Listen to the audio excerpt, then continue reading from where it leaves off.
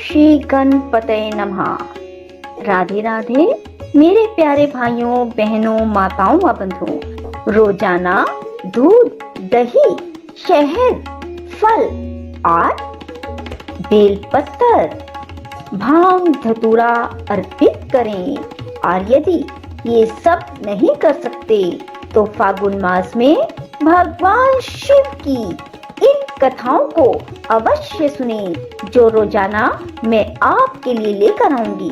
बंधुओं, ये कथाएं शिव पुराण से ली गई हैं। बंधुओं, यदि आप भगवान शिव की इन कथाओं को रोजाना सुनेंगे तब भी भगवान शिव आपकी हर मनोकामना पूरी करेंगे। बंधुओं, फागुन मास में भगवान शिव की महाशिवरात्रि आती है। फागुन मास में ही होली का पर्व आता है। बंधुओं, यदि आपने हमारे चैनल को अब तक सब्सक्राइब नहीं किया तो जरूर करें और बेल आइकन दबाना ना भूलें ताकि आपको हमारी आने वाली सभी वीडियोस की जानकारी सबसे पहले हो सके। बंधुओं, वीडियो को पूरी सुनने के बाद कमेंट बॉक्स में जय शिव शंकर भोलेनाथ जरूर लिखें। बोलो शिव शंकर भोलेनाथ की जय हो। नारद जी बोले, महाभाग महाप्रभु विधाते आपके मुखारविंद से मंगलकारिणी शंभु कथा सुनते सुनते मेरा जी नहीं भर रहा, इसलिए भगवान शिव का सारा शुभ चरित्र मुझसे कहिए। संपूर्ण विश्व की सृष्टि करने वाले ब्रह्मदेव, मैं सती की कीर्ति से युक्त शिव का दिव्य चरित्र सुनना चाहता हूँ। शोभाशालिनी सती किस प्रकार दक्ष पत्नी के गर्भ से उत्पन्न हुई, महादेवी ने विवाह का विचार कैसे किया, पूर्व काल में दक्ष के प्रति रोष होने के कारण सती ने अपने शरीर का त्याग कैसे किया, चेतना आकाश को प्राप्त होकर वे फिर हिमालय की कन्या कैसे हुई, पार्वती ने किस प्रकार उग्र तपस्या की और कैसे उनका विवाह हुआ, कामदेव का नाश करने वाले भगवान शंकर के आधे शरीर में वे किस प्रकार स्थान पा सकी। महामते, इन सब बातों को आप विस्तार पूर्वक कहिए।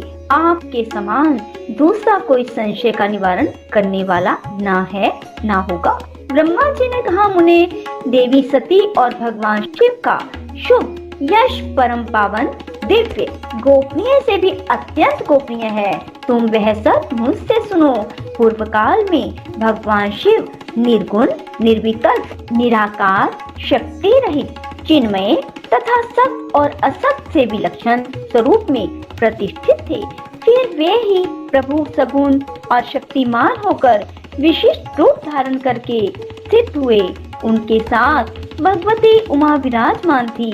विप्रवर वे भगवान शिव दिव्य आकृति से सुशोभित हो रहे थे। फिर वे ही प्रभु सगुण और शक्तिमान होकर विशिष्ट रूप धारण करके स्थित हुए। उनके साथ भगवती उमा विराजमान थी। विप्रवर वे भगवान शिव दिव्य आकृति से सुशोभित हो रहे थे। उनके मन में कोई विकार नहीं था। वे अपने प्रातपर स्वरूप में प्रतिष्ठित थे।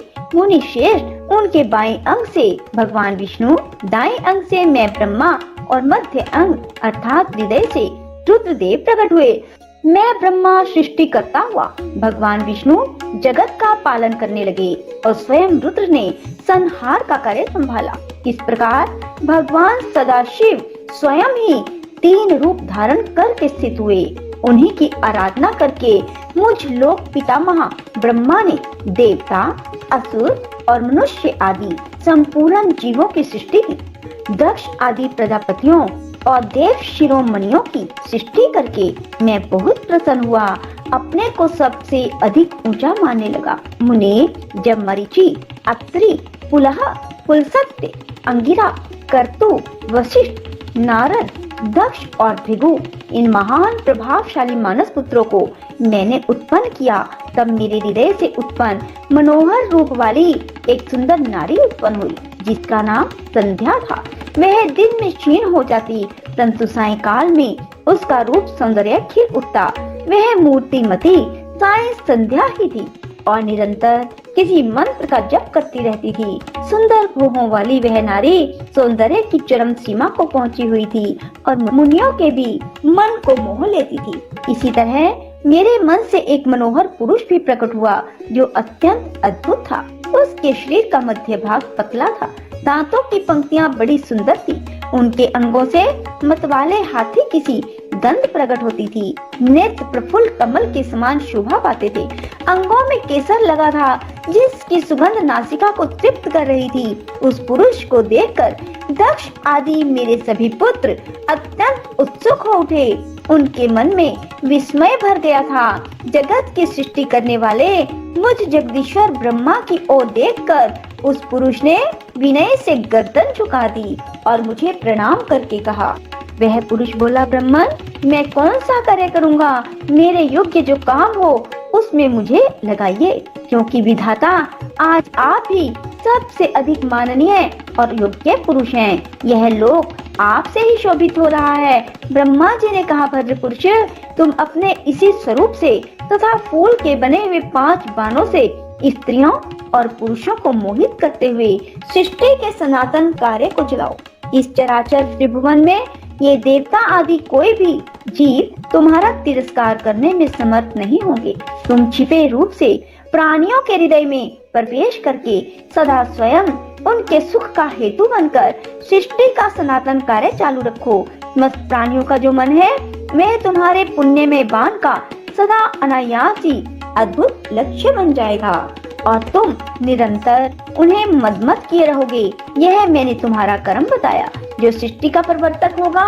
और तुम्हारे ठीक ठीक नाम क्या होंगे इस बात को मेरे ये पुत्र बताएंगे। सूर्यश्रेष्ठ ऐसा कहकर अपने पुत्रों के मुख की ओर दृष्टिपात करके मैं क्षण भर के लिए अपने कमलमय आसन पर चुपचाप बैठ गया। ब्रह्मा जी कहते हैं, मुने, इसके बाद मेरे अभिप्राय को जानने वाले मरीचि आदि मेरे पुत्र सभी मुनियों ने उस पुरुष का उचित नाम रखा। दक्ष आदि प्रजापतियों ने उसका मुंह देखते ही वृक्ष के भी सारे वृत्तांत जानकर उसे रहने के लिए स्थान और पत्नी प्रदान की। मेरे पुत्र मरीचि आदि द्विजों ने उस पुरुष के नाम निश्चित करके उससे यह युक्ति युक्त बात कही। ऋषि बोले, तुम जन्म लेते ही हमारे मन को भी मतने लगे हो, इसलिए लोक में मनमत नाम से विख्यात हो गए। मनोभव, तीनों लोकों में तुम इच्छा अनुसार रूप धारण करने वाले हो।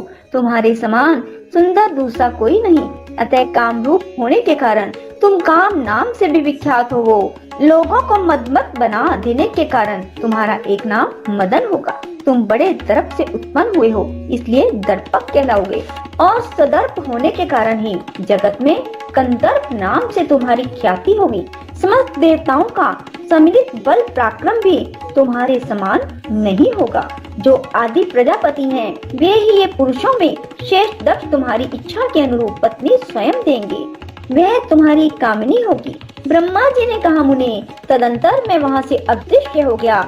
इसके बाद दक्ष मेरी बात का स्मरण करके कंदर्प से बोले, कामदेव, मेरे शरीर से उत्पन्न हुई मेरी यह कन्या सुंदर रूप उत्तम गुणों से सुशोभित है।